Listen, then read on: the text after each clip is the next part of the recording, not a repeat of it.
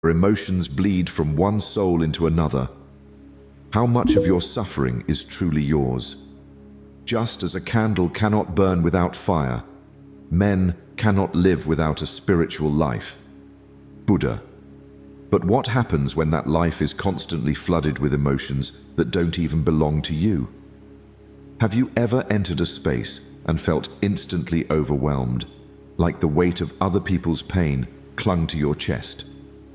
This isn't just empathy, it's emotional absorption, and it's silently draining your spirit.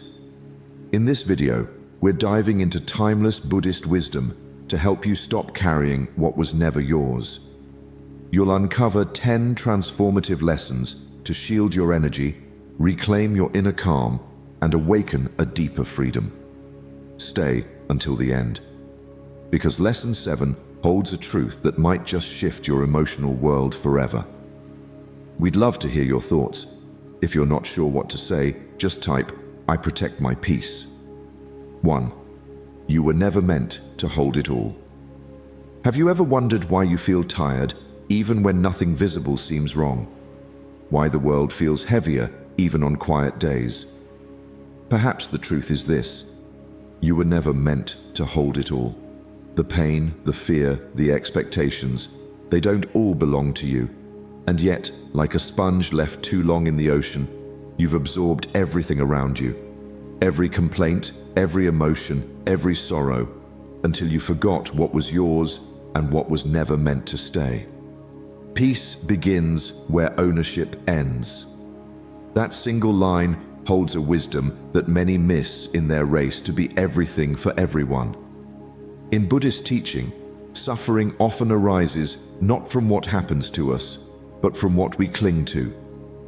And one of the subtlest forms of clinging is emotional absorption, unknowingly taking on the burdens of others, the moods of rooms, the pain of strangers, until you are drowning in a sea that was never meant for you to cross. The Buddha once said, "Just as a snake sheds its skin, we must shed what no longer serves us." Emotional freedom begins when you stop identifying with everything you feel, because not everything you feel is yours. Some of it is inherited, passed down like worn-out clothes from parents, teachers, or society. Some of it is borrowed, from people whose suffering you tried to solve by carrying it in silence. Think back. Who taught you to carry others' pain? Whose storm did you try to calm by holding the lightning inside your own chest? Modern life doesn't pause for reflection. It tells you to push through, to fix, to be strong. But inner strength isn't about carrying more. It's about knowing when to put it down. Buddhist mindfulness teaches us this: not everything that enters your mind must stay. You are not a container. You are a flowing stream. Let what is not yours move past you. Try this. Place your hand gently on your heart and whisper, "I return what is not mine." Let those words soften the grip. Let them be your quiet rebellion against years of silent suffering. So, what emotional weight are you holding that doesn't belong to you? What would happen if you finally let it go? There's a power in no longer being the sponge, in becoming the mountain instead, untouched by passing storms, still in presence, firm in essence. Pain only enters where the gate is open. Close the gate, and what once broke, you will pass through like wind through the trees. You were never meant to hold it all. You were meant to know what's yours and live light, free, and whole in that knowing. Let this be your turning point. Release the weight. Reclaim your peace. 2.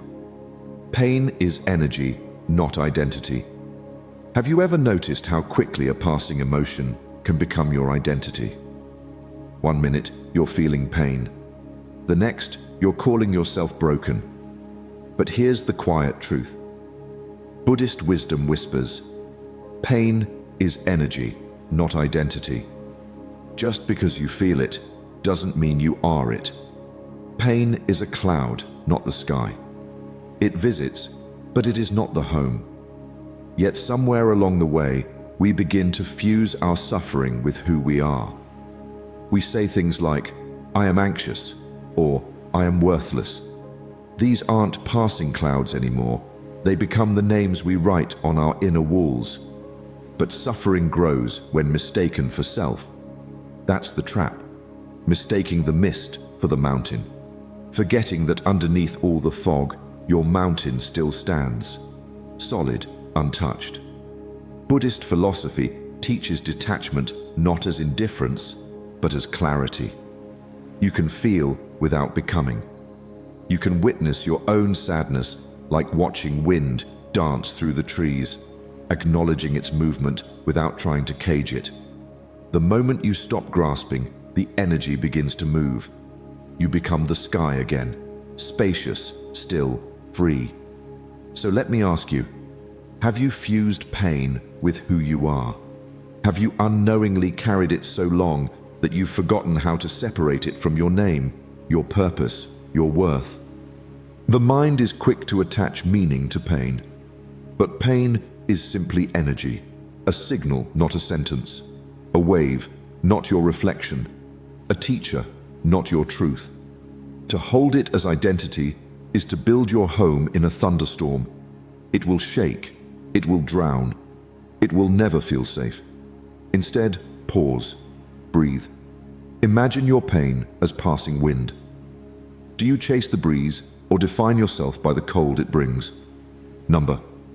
You feel it and you let it go. This is the practice, gentle yet life-changing. Ask yourself, what would remain if you let it pass? If all your hurt was just energy, moving, dissolving, what would be left behind? The answer is your true self, quiet, steady, rooted in awareness. This is not about ignoring your feelings, it's about honoring them without becoming them. That's inner freedom. That's the space where healing grows. You are not your wounds. You are the one who feels them and lets them move through. The one who breathes, not the breeze. The one who watches, not the wave. When you stop confusing pain with your reflection, clarity returns like sunlight breaking through the fog. So the next time pain visits, don't ask, "Why me?" Ask, "What if this isn't me at all?" Let it pass. Let you remain. 3. Silence is your shield. Sometimes, the most powerful thing you can do is say nothing at all. Not out of fear, not out of weakness, but from a place of deep, grounded presence. Silence is your shield. In a noisy world that rewards reactions and glorifies constant expression, silence can feel like surrender. But Buddhist wisdom reminds us, in stillness, nothing enters without permission. In silence, you become the gatekeeper. You choose what enters, you choose what stays. Like a mountain untouched by storms, true silence isn't empty, it's full of clarity. When emotions rise, anger, sadness, betrayal, our first instinct is often to speak, to explain, to justify. But words born from emotional reaction rarely protect us. They usually entangle us deeper. In contrast, silence holds space. It allows the storm to pass without letting it inside. It gives you the pause between trigger and response, the moment where healing begins. Many carry emotional pain because they've never learned how to pause, how to sit with discomfort instead of projecting it, how to hold their inner space like sacred ground. But silence teaches you. Sit for a minute, eyes closed. Listen only to your breath. Let everything else fall away. In that stillness, you'll find something most people spend their lives searching for: sovereignty over your inner world. Ask yourself honestly, do you speak to defend or to disconnect from pain? How often do you use words to escape rather than to express? Words can be powerful tools for healing, but without awareness, they can become weapons against others or yourself. There's a moment in every storm where the thunder quiets and all you hear is the air. That's what silence gives you, a return to clarity. When was the last time silence healed you? Not just the absence of noise, but the deep, intentional quiet where insight arises and old pain loses its grip.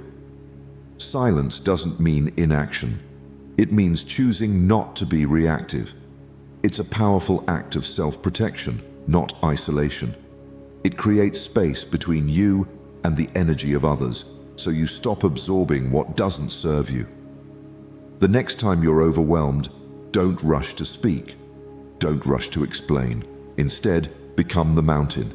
Let the winds howl, the rain fall, but remain grounded in stillness. And in that pause, you'll notice something shift. The world may not change, but your experience of it will. The most sacred battles are not won by noise, but by knowing when to remain still. In silence, you find your boundary. In stillness, you reclaim your power. Let this be your quiet revolution. Let silence be your shield. 4. Empathy is a gift, not a cage. You've always felt things deeply. You notice the pain in someone's eyes before they speak. You sense the tension in a room before a word is said. And maybe, somewhere along the way, that gift of empathy became something heavier, something you didn't know how to turn off. But empathy was never meant to be a burden. It is a gift, not a cage. And Buddhist wisdom gently reminds us, compassion frees, attachment drains. There's a sacred difference between carrying someone's pain and sitting beside them in theirs. Imagine a candle lighting another. The flame spreads, but the original candle does not grow dim. True compassion is like that, offering warmth, presence, understanding, without losing your own center. But too often, we confuse empathy with absorption. We take in the pain of others as if it's our responsibility to heal them, fix them, save them. And slowly, the light we once gave so freely begins to flicker.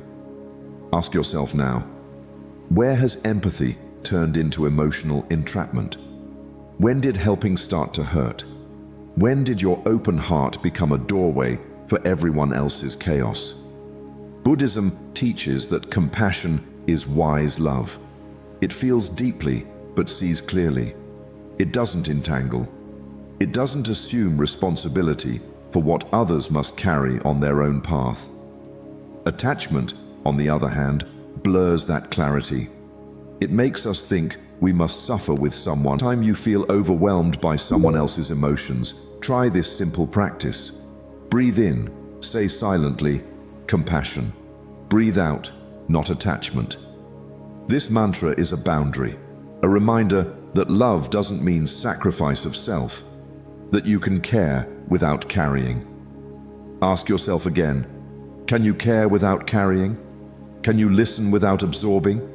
Can you love without losing yourself? Your sensitivity is not a weakness, it's a strength. But like any strength, it needs direction. When guided by awareness, your empathy becomes a light in the dark. When fueled by attachment, it becomes a fire that consumes you.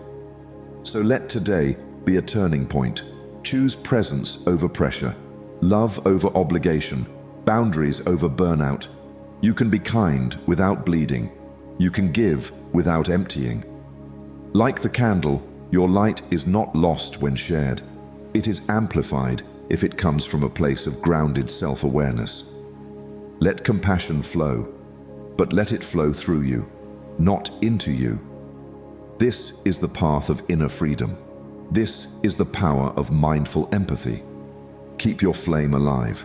Let it shine, not as a burden, but as your gift. 5. Let go of the fire, not the flame. There's a fire that warms and a fire that burns. You may have carried both. The fire of your passion, your drive, your deep longing to feel and live fully, that's the flame. But the fire of resentment, overreaction, and suppressed wounds, that's the burn. And in trying to hold both, you've scorched yourself. Buddhist wisdom teaches, the flame warms, but fire consumes. So, The path to emotional freedom isn't about extinguishing your spirit. It's about learning to let go of the fire, not the flame. We often confuse intensity with purpose. We think the anger we carry gives us strength, the grief, identity, the urgency, meaning. But when emotional pain is mistaken for passion, we end up feeding flames that only exhaust us. Ask yourself gently, what emotional fire do you keep feeding? What story do you replay in your mind that reignites pain over and over again? There's an old Buddhist parable about a man holding a burning coal, waiting to throw it at his enemy. But as long as he holds it, he is the one getting burned. That's what happens when we cling to unprocessed emotion. We grip what hurts, believing it fuels us, unaware it's slowly consuming our peace. Yet the flame is still sacred. The flame is your spirit, your compassion, your clarity, your courage. It's what remains when anger subsides. It's what rises when pain is released. You don't have to dim yourself to heal. You only have to learn the difference between what's lighting your way and what's setting everything inside you on fire. Breathe deeply. Feel the center of your chest. Place your attention there. Ask, is this fire serving me? Not all intensity is truth. Not all passion is purpose. Some are old wounds masquerading as strength. Now ask, what would life feel like without that fire? Without that bitterness, that emotional charge you thought you needed? What would it feel like to be energized by peace, not driven by pain? You are allowed to be radiant without being reactive, to be powerful without being volatile, to burn brightly, not burn out. Letting go of emotional fire doesn't mean you lose your passion. It means you protect it, you channel it, you honor it by no longer letting it be hijacked by the past. In the calm, your true flame can rise, not chaotic, but steady. True strength is not in the fire that destroys, but in the flame that endures. Let that be your focus. Carry the warmth, release the burn. This is how you stop absorbing pain and start living from your core. Keep the flame alive. Let the fire go. 6. Don't mirror, witness. There's a quiet moment between receiving someone's pain and deciding what to do with it. Most people don't even notice it. They reflect back whatever they're given, anger for anger, sorrow for sorrow, anxiety for anxiety. But Buddhist wisdom offers a gentler way. Don't mirror, witness. There's a sacred difference. Witnessing creates space, mirroring multiplies pain. When you reflect someone's suffering unconsciously, you become part of it. But when you witness it with presence, you create a field of peace that can hold both of you. You don't have to become what you observe. Just because someone is in chaos doesn't mean you need to echo their storm. Think of the moon. It reflects the sun's light, but it does not burn. It watches the tides, but it is never pulled under. The moon is present, but never consumed. You too can be like that, present still, watching without absorbing. Ask yourself, how often do you mirror others' emotions? How many times have you walked away from a conversation carrying the weight of emotions that weren't even yours? Most of us were never taught emotional boundaries. We think being kind means feeling everything others feel. But empathy without awareness turns into entanglement. It's not compassion if it's costing you your peace. Buddhism teaches mindfulness as the art of conscious observation, not to judge, not to react, but to witness. And that witnessing is powerful. It's what stops pain from spreading. Try this. The next time you're in a difficult interaction, pause, breathe, and silently say to yourself, "This is not mine." Not out of coldness, but clarity. You are recognizing that their emotion is theirs to feel, not yours to carry. Can you stay present without absorbing?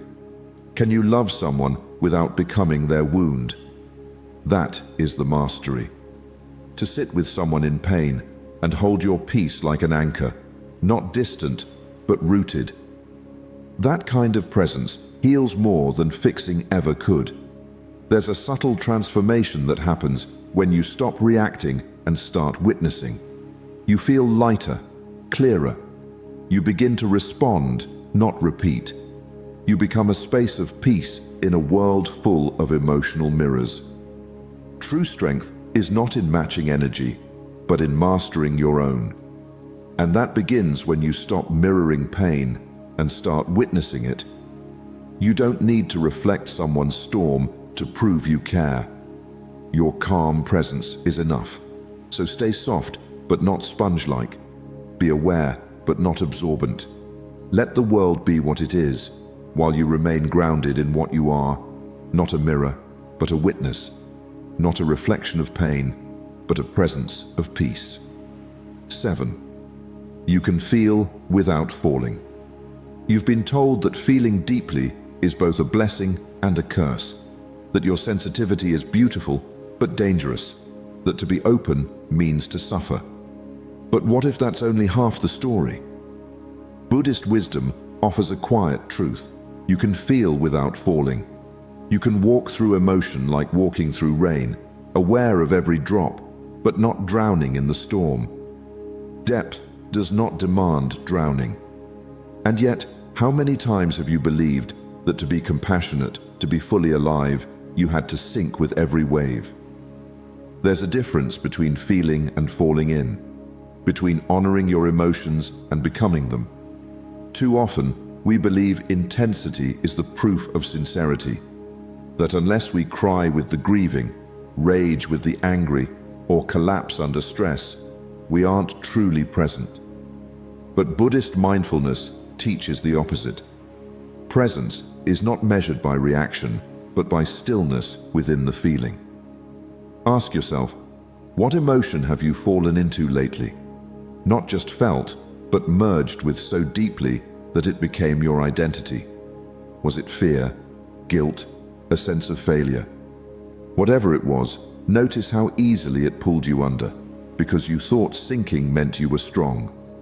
But the truth is, real strength is found in awareness, in the choice to feel fully, but remain whole. Try this. Visualize a gentle stream.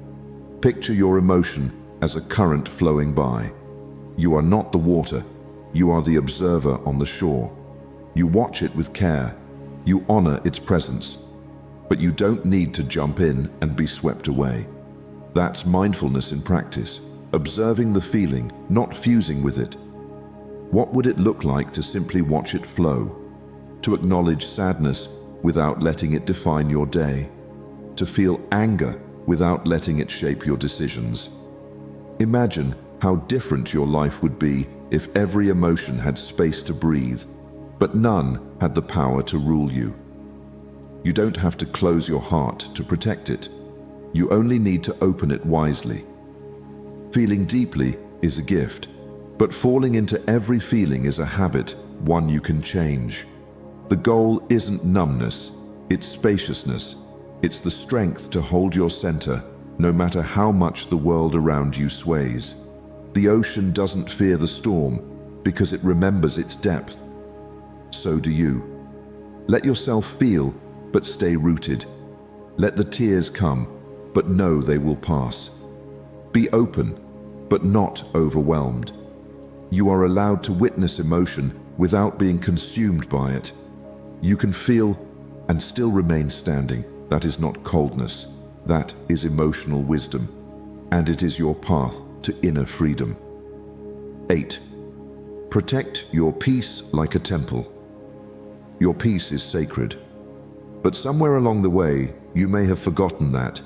You opened your doors wide, letting everyone and everything walk into your inner world, without knocking, without respect, without permission.